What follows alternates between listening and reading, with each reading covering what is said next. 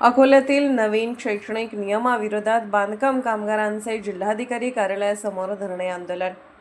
महाराष्ट्र इमारत व इतर बांधकाम कामगार कल्याणकारी मंडळाने जाहीर केलेल्या नवीन शैक्षणिक नियमाविरोधात अकोल्यात बिल्डिंग, पेंटर, बांधकाम व इतर असंघटित मजूर संघाच्या वतीने जिल्हाधिकारी कार्यालयासमोर धरणे आंदोलन करण्यात आले।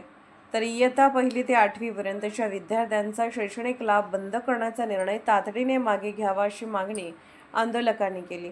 यावेळी शासनाच्या विविध निर्णयावरही संघटनेने तीव्र नाराजी व्यक्त केली असून महाराष्ट्र इमारत व इतर बांधकाम कामगार कल्याणकारी मंडळाने 13 जुलै 2026 रोजी जाहीर केलेल्या नवीन शैक्षणिक नियमांचा निषेध करत बिल्डिंग, पेंटर, बांधकाम व इतर असंघटित मजूर संघाच्या वतीने अकोला जिल्हाधिकारी कार्यालयासमोर एक दिवसीय धरणे आंदोलन करण्यात आले।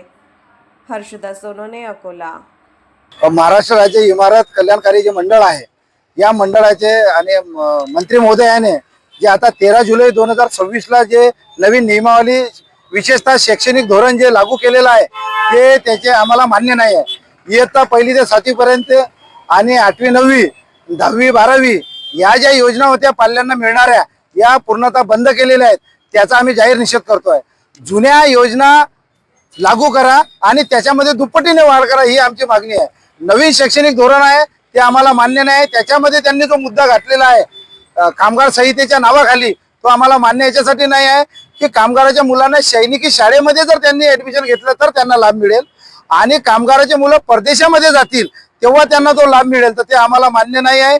म्हणून या शैक्षणिक धोरणाचा महाराष्ट्र राज्य स्वतंत्र कृती समिती व बिल्डिंग, पेंटर, बांधकाम संघटना आम्ही तीव्र निषेध करतो। संपूर्ण